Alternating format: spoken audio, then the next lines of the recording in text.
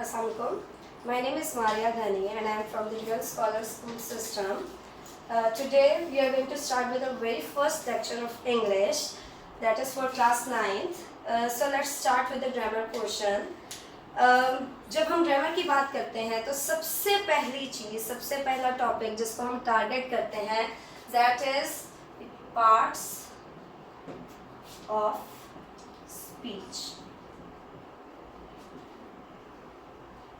Now the very first question that comes in our mind, जो हमारे mind में आता है, वो क्या है कि पार्ट्स ऑफ स्पीच क्या है.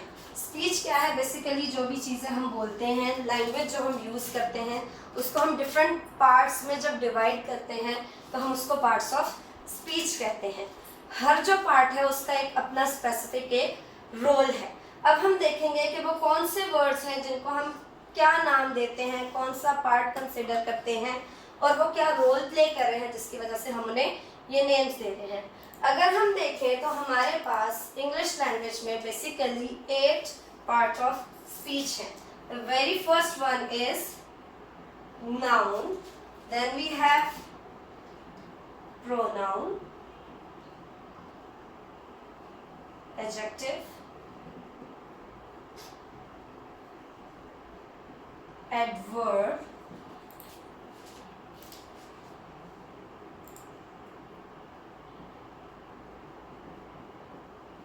preposition. Now with these we have one more जिसको हम नंबर नहीं देंगे, that is article,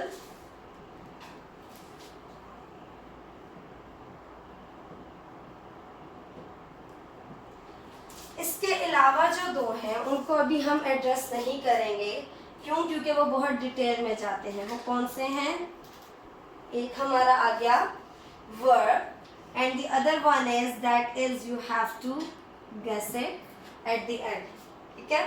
गेस करना क्यों ज़रूरी है? Because you, when I say that you are in class 9, so from class 5th और 6th you have been familiar with these parts of speech. इतने सारे नेम्स देखने के बाद this is your task that you have to guess the last one and you have to guess this as well, that why I have not given a number to this part of speech. और जब भी हम इन topics पे जाएंगे तो I will give you answer by myself as well. Let's move to the very first one. हम थोड़ा सा short से introduction लेते हैं that what is noun. Nouns are basically naming words. ये हम इसकी short सी एक जो है ना वो cognition के लिए हम एक term use करते हैं कि जो भी हमारे naming words हैं हम उनको noun कह देते हैं. लेकिन आपके लेवल पे आप जाके हम उसको डिटेल में देखेंगे. Pronouns क्या हैं? That replace nouns. ऐसे ही adjectives बेसिकली qualitative words हैं. क्यों? क्योंकि adjectives जो है वो ये भी qualitative हैं, ये भी qualitative हैं. नाम हमने डिफरेंट क्यों कर दिया? नाम इसलिए डिफरेंट कर दिया कि जो adjectives हैं वो बेसिकली noun की क्वालिटीज को डिफाइन करते हैं. और ऐसे ही हमारे पास adverbs हैं, वो बताते हैं हमारे पास verb की क्वालिटीज को. उसमें भी आगे डिफरेंट सब टाइप्स हैं. Then we have preposition. Prepositions basically हमें बताते हैं प्लेस एंड टाइम के बारे में. कोई भी एक्शन है वो कहाँ हुआ, कब हुआ, उसके बारे में हमें जो वर्ड्स बताते हैं, जो उसकी डायरेक्शन बताते हैं, वो बेसिकली उनको हम प्रपोजिशंस कहते हैं. Then we have articles and we have only 3 articles, a and the. और इसको हम क्यों काउंट नहीं करते? because it is said that article is another subtype of adjective. कैसे है वो भी हम डिस्कस कर लेंगे. और interjections are basically meaningless words. ऐसे words जिनके एक्चुअली कोई मीनिंग नहीं है, बेसिकली ये हमारे एक्सप्रेशंस को शो करते हैं. These are interjections. वर्ब्स क्या हैं? वर्ब्स हमारे पास एक्शन वर्ड्स होते हैं, लेकिन हमने इसको सेपरेट इसलिए कर दिया है क्योंकि आगे इसमें ऐसी कैटेगरीज आती हैं जिनमें एक्चुअली एक्शन परफॉर्म नहीं हो रहा होता. And then we have the last one and you have to guess. Let us start with the easiest one. तो easiest one कौन सा है? वही जिसको हमने काउंट नहीं किया in 8 parts of speech में, and that one is article. Now when we talk about article, we have only 3 articles. कौन कौन से हैं वो? A, an, and the third one is the. अब इन्हीं 3 वर्ड्स को हम 2 टाइप्स में डिवाइड कर देते हैं. First one is definite article, second one is indefinite article. Earlier I said कि हम आर्टिकल्स को काउंट इसलिए नहीं करते बिकॉज इट इज कंसिडर्ड कि ये भी एडजेक्टिव्स की ही टाइप में से एक है. ऐसा क्यों है? हम देखें आ जो है या एन जो है ये हमें क्या मीनिंग कन्वे कर रहा है? This means one. जो दा है ये भी एक वन स्पेसिफिक जो है वो आइटम के बारे में हमें बता रहा है. तो ये जो वन है ये number, this comes in an adjective. ये एडजेक्टिव की कैटेगरी में काउंट किया जाता है, इसीलिए हम आर्टिकल्स को काउंट नहीं करते अपने 8 पार्ट्स ऑफ स्पीच में. हमारे पास जो 2 टाइप्स हैं, डेफिनेट एंड इनडेफिनेट, इन 3 में से 2 हमारे एक कैटेगरी में आ जाएंगे. वो 2 कौन से हैं? आ और एन. जो हमारा इनडेफिनेट है वो है the. There is a difference in the and the. Whenever we use the in the start of sentence, we pronounce it as the. The boy who is playing in the ground. Boy who is playing in the ground.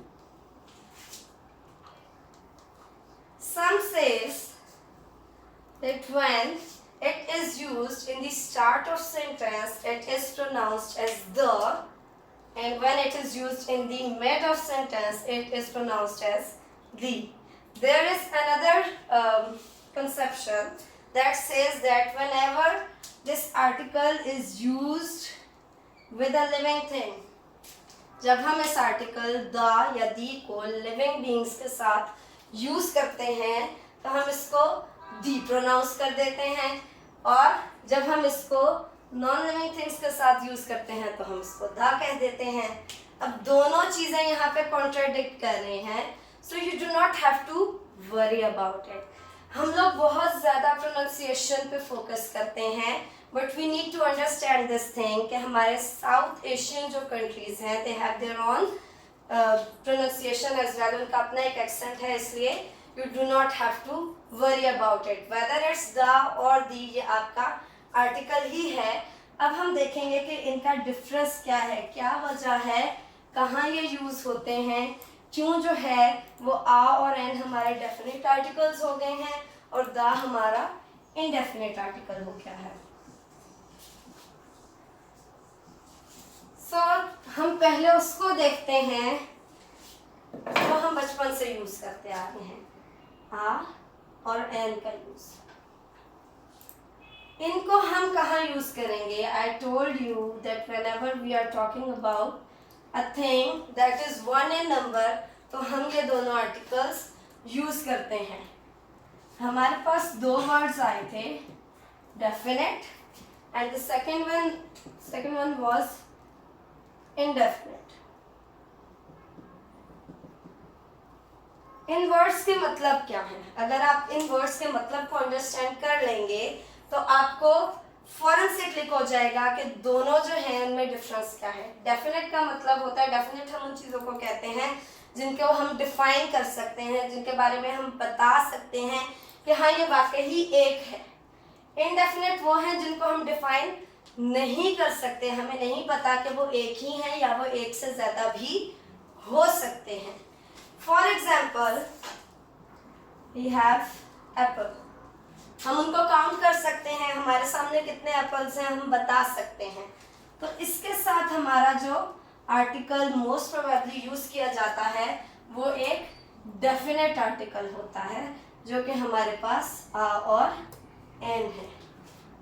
ऐसी चीजें जिनको हम count नहीं कर सकते, उनके साथ must है कि हमारा इनडेफिनेट आर्टिकल ही आएगा। अब फिर आगे कंफ्यूजन आ जाती है, हम सोचते हैं अच्छा हम तो द बॉय भी लिखते हैं, आप बॉय भी लिखते हैं।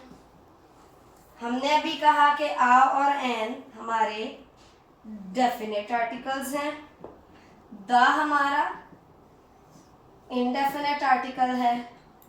अब ये क्या हो गया, अब हम क्या करें, अब हमें कैसे पता चलेगा? बिल्कुल बेसिक पॉइंट से स्टार्ट लेते हैं। बचपन से हमें सिखाया जाता है, जिसमें दा का यूज नहीं सिखाया जाता, डेफिनेट इनडेफिनेट के बारे में नहीं सिखाया जाता, हमें यहाँ से स्टार्ट कराया जाता है। आर्टिकल आ कहाँ यूज होना है, आर्टिकल एन कहाँ यूज होना है। फिर हमें बताया गया कि the words that start with vowels, for example we have orange, they always have an with them, उनके साथ हम कौन सा आर्टिकल यूज करते हैं, एन। ऐसे वर्ड्स जो आर्टिकल्स के जो वॉवल्स के अलावा है, वॉवल्स हमारे कौन से हैं, ए ई आई ओ यू, इनको हमने कह दिया वॉवल्स। इसके अलावा जो हमारे वर्ड्स हैं वी कॉल देम कॉन्सोनेंट्स। हमारे कितने अल्फाबेट्स हैं, 26 अल्फाबेट्स हैं, 5 हमने निकाल दिया जो कि वॉवल्स हैं, वी आर लेफ्ट विद 21। वो जो 21 अल्फाबेट्स हैं वो कॉन्सोनेंट्स हैं। और हमें बचपन से सिखाया जाता है कि अगर एक वर्ड कॉन्सोनेंट से स्टार्ट होता है, फॉर एग्जाम्पल हाउस, तो उसके साथ हम कौन सा आर्टिकल यूज करते हैं, आ यूज करते हैं। ये कॉन्सेप्ट गलत है। इट्स नॉट नेसेसरी कि आपका वर्ड जो है वो वॉवल से स्टार्ट हो रहा है तो एन लगेगा, वो कॉन्सोनेंट से स्टार्ट हो रहा है तो आ लगेगा। Let's take this example.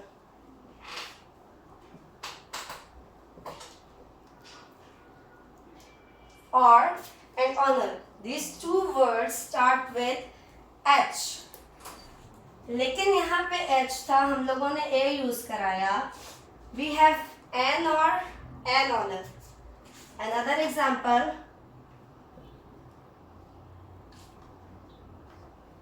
इसको हम कहते हैं ये ईयर है, तो ये हम इसके साथ आ क्यों लगा रहे हैं, एन क्यों नहीं लगा रहे, यहाँ पे आ क्यों नहीं लगा रहे।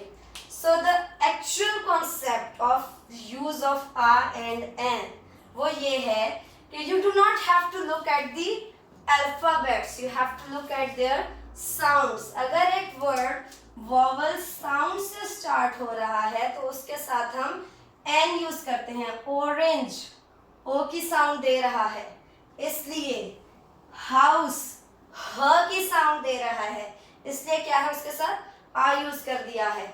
यहाँ पे और एच इज साइलेंट, और एंड ऑनर, ये दोनों ओ की साउंड से स्टार्ट हो रहे हैं। ओ क्या है, ओ एक वॉवल है। So that is for why हम क्या करते हैं, हम उनके साथ एन यूज करते हैं। ऐसे ही हमें सिखाया जाता है बचपन से YEAR, जिसको हम उर्दू में कहते हैं साल, ये ईयर है, लेकिन हमें इसके साथ लगवा दिया जाता है आ ईयर होता है, एन ईयर नहीं होता। बचपन से हमारे टीचर्स बताते हैं। ऐसा क्यों है, ईयर तो ई की साउंड दे रहा है, तो फिर हमने एन क्यों नहीं लगाया। उसका रीजन ये है because this is not ear, this is year, ये वाई की साउंड से स्टार्ट होता है, इसलिए हम इसके साथ आ लगाते हैं। Let's take another example. We have university. University start होता है यू से, हमें लगता है ये यू की साउंड है, इसलिए इसके साथ एन होना चाहिए, एन यूनिवर्सिटी। एन यूनिवर्सिटी नहीं होता, वी हैव अ यूनिवर्सिटी। ऐसा क्यों है? अब इन्हीं दोनों ईयर और यूनिवर्सिटी पे फोकस करें तो ईयर य की साउंड ये जो है वो वाई की साउंड है, y sound. University again y sound से स्टार्ट हो रहा है जो कि वाई की साउंड है, that is for why we use a with university. So in short, whenever you have to use a or an, you do not have to look at the first alphabet. आपको उस word की pronunciation पता होनी चाहिए। अगर उसकी sound vowel से start हो रही है तो हम एन लगाएंगे, अगर उसकी साउंड कॉन्सोनेंट से स्टार्ट हो रही है तो हम आ लगाएंगे। अब हमारे पास बहुत से ऐसे नाउन्स होते हैं जिनके साथ आ और एन यूज नहीं होते, उनके साथ हम द यूज करते हैं। ऐसा क्यों है? क्या डिफरेंस है इन वर्ड्स में? तीनों चीजें हमारे पास आ गई। अब पहले हम सिर्फ दो को देख रहे थे, अब तीनों के यूज में हमने देखना है। सबसे पहले हम देखेंगे नाउन कौन सा है हमारे पास, ऐसा नाउन जिसको हम काउंट कर सकते हैं, और ऐसा नाउन जिसको हम काउंट नहीं कर सकते, इसको हम अनकाउंटेबल भी कहते हैं। यहाँ पे डिफरेंस आ जाता है। अब जो नाउन्स काउंट हो सकते हैं उनके साथ हम तीनों आर्टिकल्स यूज कर सकते हैं। जो नाउन्स हम काउंट कर ही नहीं सकते वो आ और एन की कैटेगरी में नहीं आते। अब हमें ये कंफर्म हो गया, जो हमारे अनकाउंटेबल नाउन्स हैं, ऐसी चीजें दुनिया की जिनको हम काउंट नहीं कर सकते, उनके साथ हमने आ और एन लगाना ही नहीं है। उनके साथ हम लगाएंगे तो सिर्फ द ही लगाएंगे। For example we have leaves, बहुत सारे पत्ते हैं, हम उनको काउंट नहीं कर सकते। एक अद रख दिया वो तो ठीक है, हमारे सामने चीजें कितनी हैं हम उसको देखेंगे। एक ट्री है, एक ट्री के ऊपर कितने लीव्स हैं, you can not count that. उस सिचुएशन में वो अनकाउंटेबल हो जाते हैं, तो you can only use the. हमारे पास स्टार्स हैं,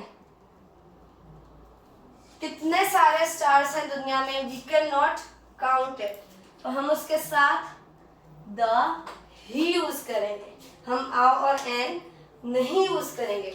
लेकिन उसके कंपैरिजन में हमारे पास एक हाउस है या हमारे पास एक बॉल है, हम इन चीज़ों को काउंट कर सकते हैं। फॉर एग्जाम्पल आपकी स्ट्रीट में कितने घर हैं? 10 हैं, यू कैन काउंट।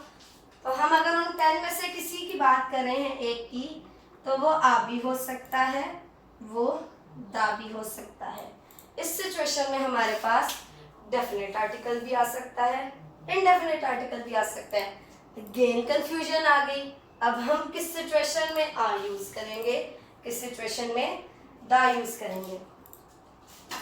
थोड़ा सा अगर फोकस करें तो बहुत ही आसान है ये कॉन्सेप्ट कि कहाँ हमने डेफिनेट यूज करना है, कहाँ हमने डेफिनेट आर्टिकल यूज करना है।